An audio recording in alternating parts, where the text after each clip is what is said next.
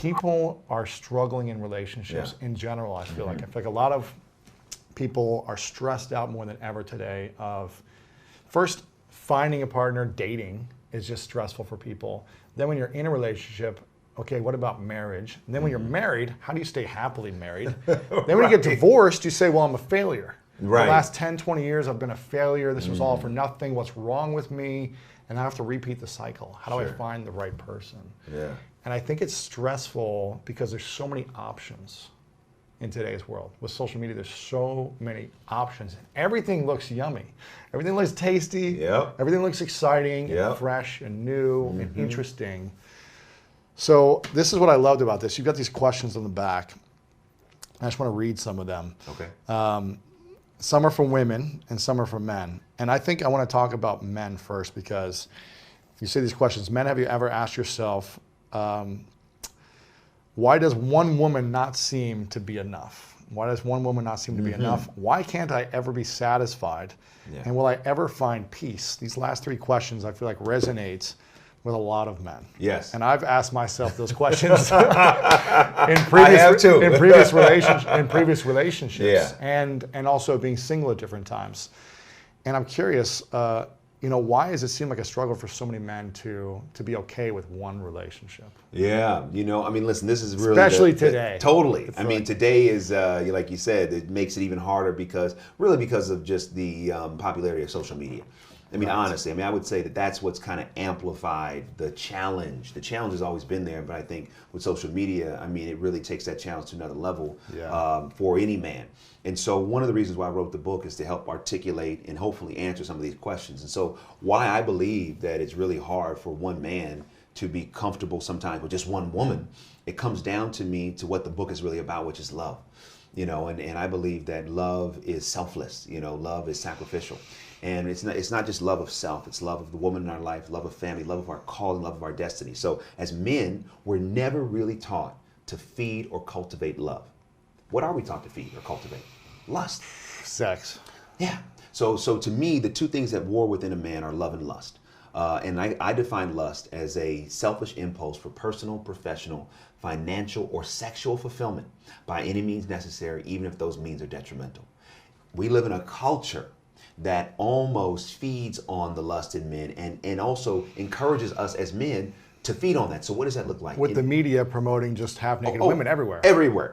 Sex everywhere. And it's okay. As boys will be boys, right? Yeah. That's what you're supposed to do. You're supposed to date, one, don't even worry about one, have multiple. That's what we're taught as men growing up, that the more, the better. So in a dating sense, what happens is if our appetite grows to such a place where we're not feeding the love, we're feeding the lust. What is lust? Lust is selfish. It wants what it wants, whenever it wants it, however it wants it. So as men, especially as single men, when you're in a situation where that's what you feed constantly, that's what's going to be the strongest. And so when it comes to a world where things are not on your terms, that almost feels like a foreign experience. Right. Because you've cultivated an appetite where the more women, the better. And guess what? If this woman doesn't suit what I want, I just get rid of her. I move on to the next. And so what happens is as men, we sometimes consciously and subconsciously allow that lust to run and potentially ruin our life. Yeah. And so when a man decides, you know what, I want to get married, I want to get serious, I want to get committed, saying I do is not a magic wand. So if you go from having no discipline in your dating life, no discipline in your sex life, you've had as much as you could possibly stomach, you've had as many women as you could possibly have, and then you meet the one that really captures your heart, she taps into the love inside. But prior to her, and even sometimes with her, you have not practiced discipline as a man. When you say I do, there's nothing magical that happens on the other side of it. So if you have an appetite and you have no discipline, marriage doesn't just automatically give discipline. So why does it become hard for men to just commit to one? Because they never had much practice with it. And I believe that, if we date better, we marry better. If we marry better, we family better. If we family better, we parent better. If we parent better, we community better, right? So it all goes back to how we date. And if there's no discipline there as a man, we're setting ourselves up for a massive challenge. It doesn't mean we cannot be successful. We can. But sometimes as a man, we think, why is one not enough? Because we've been conditioned to more. And so the idea of just one becomes foreign. drop the mic. Let's just end it right here. Let's end it right here. So how do you know what's the right way to date someone? Let me ask this question first. When you're in a relationship, Yeah. and you say, you know what, I'm going to be disciplined. I'm going to work hard at this. Even when you know it's not the right fit, you've put in time, 6 months, a year, 2 years, and you're like, you know what, I'm just going to keep going and make it better. I'm going to try my best to cultivate the love. But for some reason, that relationship, deep down, isn't the one. Mm-hmm. And you say goodbye to that relationship. Is that you just saying, well, on to the next, there's another option out there? Mm-hmm. How do you know when it is the right one? Mm-hmm. Well, that's a good question. I think a couple things. One, when you're in a situation, the premise of the book, as it relates to love, is really we got to start telling the truth. And a lot of times, especially in a relationship sense, it becomes a place where we tell the least truth. You hide the truth. You hide the truth. Because you don't want to hurt someone. You don't want to hurt someone. You may have feelings or thoughts. You may have things. And also, sometimes in a relationship, you can be afraid. If I tell this person the truth, it doesn't even mean the truth that I'm not into them. It could be like, I'm really into you. Or it could be like, here's some things I'm thinking about. The question sometimes is, where the fear comes in, is judgment. If I tell this person my truth, will they judge me? Will they still like me? Will they still love me? Will they still, be there for me? Yeah. And so a lot of times, whether you're a man or a woman in a relationship, you bring that fear into it. And so as a result, sometimes that fear works against being truthful. Yeah. So a lot of times in a relationship, you're more truthful with people outside the relationship than you are with the person in the relationship. Telling other people outside, totally. Everything is happening. Everything is, and you're not telling your partner. And this is why, as men and women, we've got to start communicating with one another instead of at one another. And so I really wanted to write this book to help foster more truth. So that the point you're bringing up, if you're in a situation where you're with somebody and you're not sure it's the right fit, here is the number one way to begin to identify if it is operating in lust or if you're operating in love. It's peace. Our peace. You feel peace. That's inside. right. Our peace is the strongest barometer. It's our compass. Yeah. So it tells us we're going in the right direction. We're going with the right person in the right direction. Yeah. Or you know what? I'm going in the right direction, but something about doesn't feel like this is the person that's supposed to go with me. Right? It's really about peace. That's where and everyone has the opportunity to define what that means for them. But to me, that's a great way to identify, is this the right person I'm dealing with? So then let's say you don't have peace. The truth is, I need to tell that person as soon as possible, here's what I'm really going through. Here's why.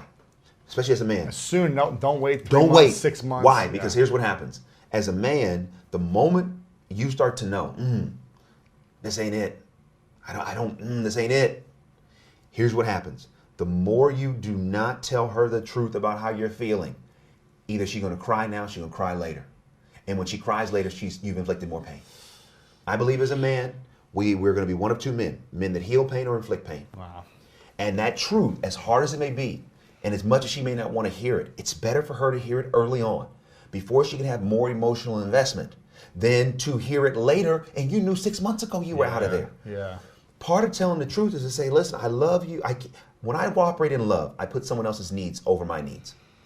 I'm thinking about someone else's thoughts, even sometimes before my thoughts, someone else's well-being. So in a dating sense, as a man, you're like, hey, I need you to know what I'm really feeling here, so that we can just have an honest conversation. Like, I don't want to feel this way. I don't know why I'm feeling this way, but I don't know if this is just the right fit, and and do your best to articulate that. It's better to put it all out on the table. Yeah. Then, there you go. 6 months later, 7 months later, something happens, and then sometimes I've been there when I was single. Mm-hmm.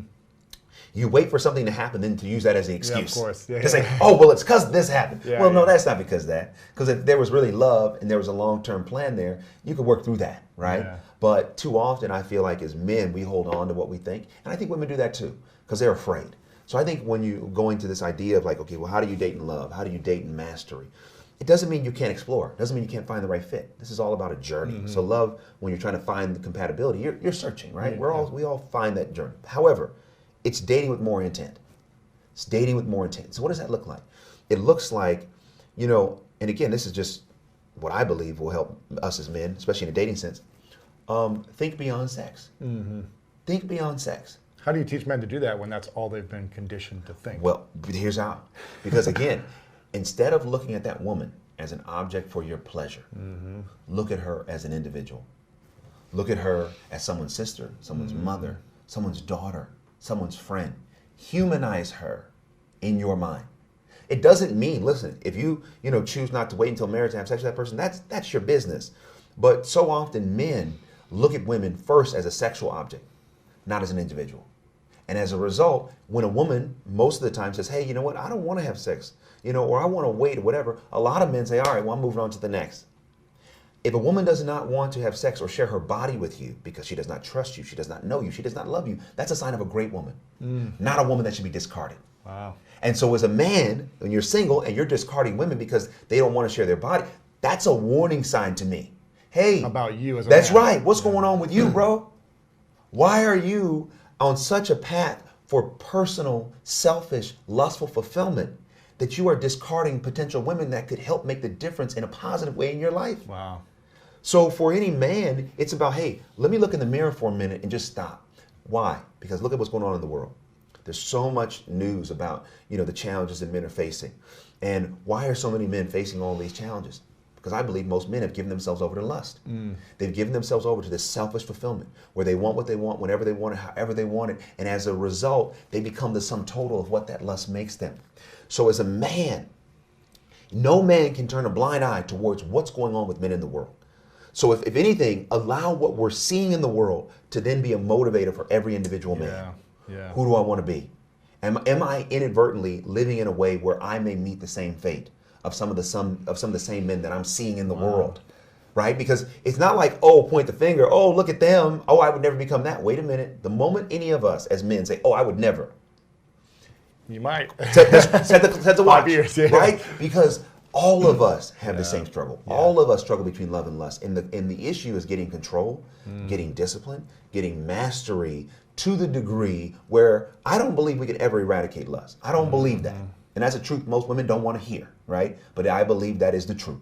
Lust is in every man, no matter who that man is, no matter how faithful you are, no matter how faithful, spiritual. it's there. It's not even a reflection of the woman in his life at all. However, as men, when we learn to get control of it, when we learn to put love in control of lust, that's when we position ourselves to not allow that lust to destroy us.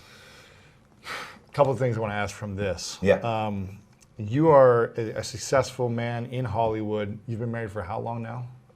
7 years, almost. 7 years. Two-part question. The first part is, do you know any successful men in Hollywood who are not married and who have multiple partners? Do you see any of them that are successful in their career but also have that inner peace that you talked about a few minutes ago? I don't see many successful men that are living according to how you just outlined, that have the peace.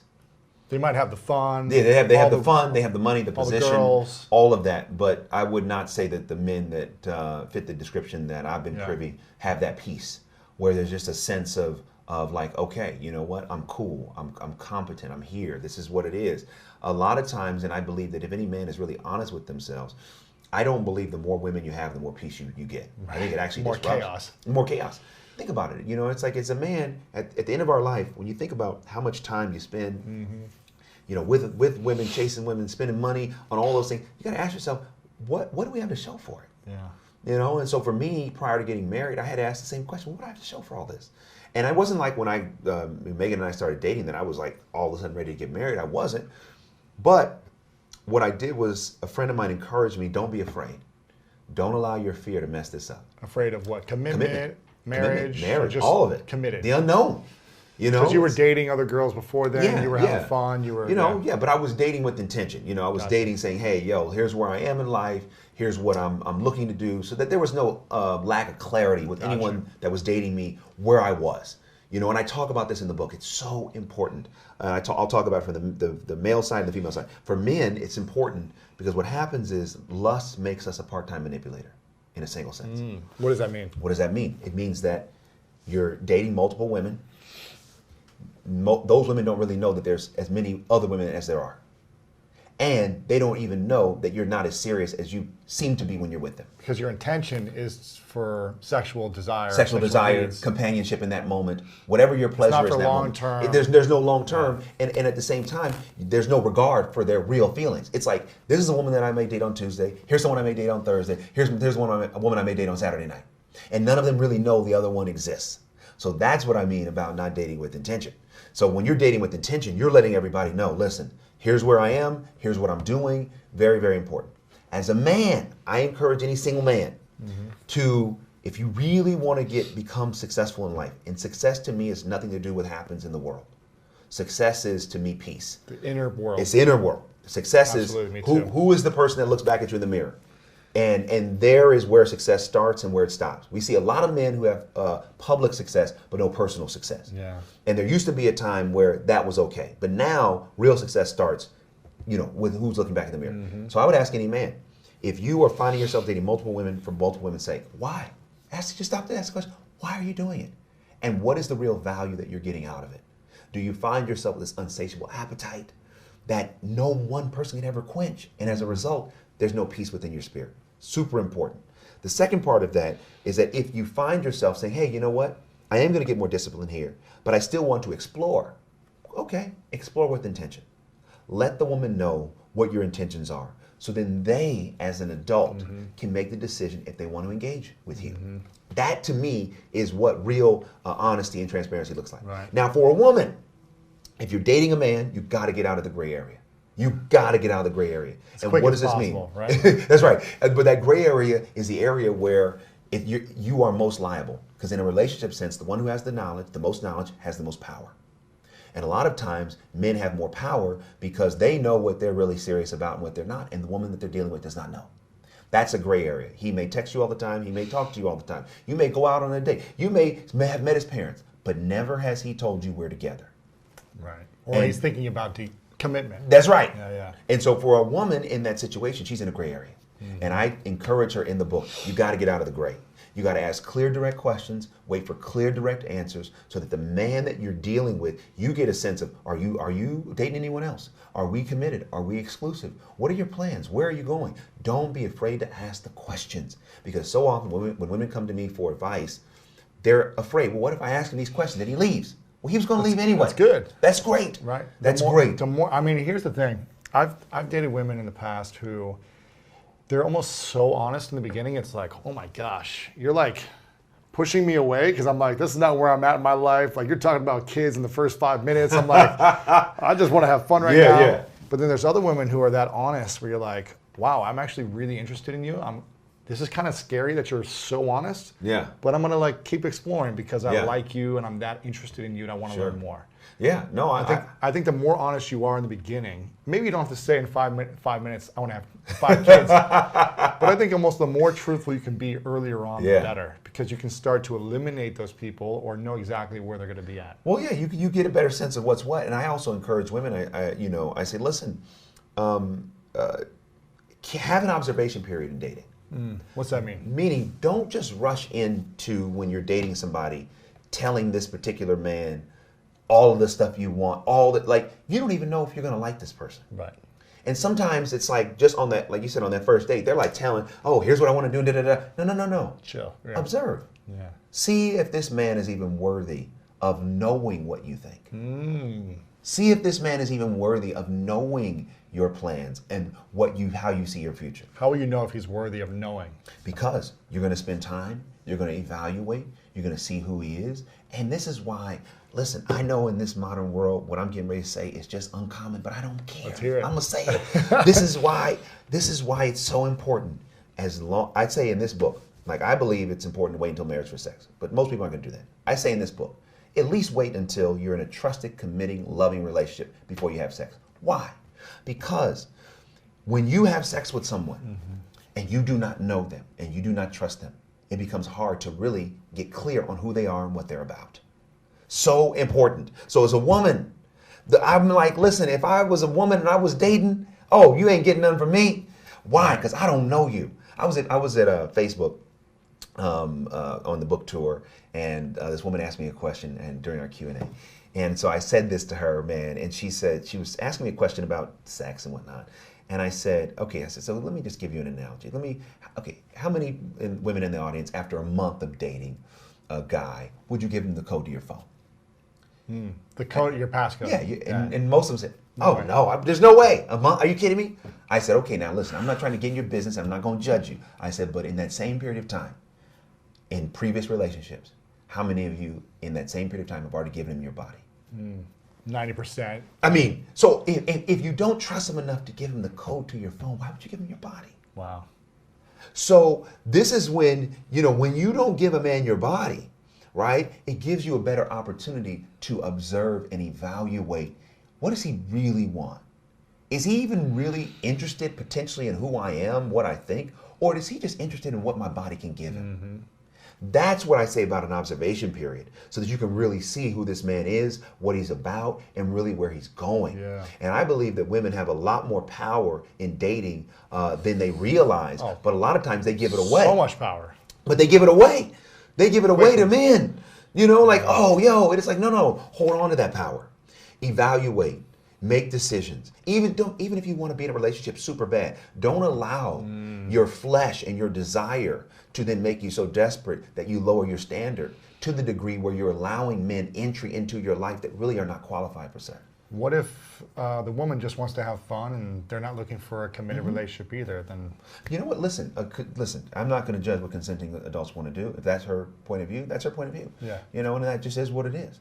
And at a certain point, when she's doing the same thing and wants a different result, it'll require looking at what she's doing to get the result. Gotcha. Same for any man. Exactly. When any man gets to a place where he's like, I keep doing the same thing, I get a different result. Maybe I have to change what I'm doing. yeah, That's I might be all. having fun, but I feel soulless inside. Or I Yeah. feel like I'm not having true Yeah. intimacy, or I'm not. Yeah, exactly. I'm lacking the partnership that I really want.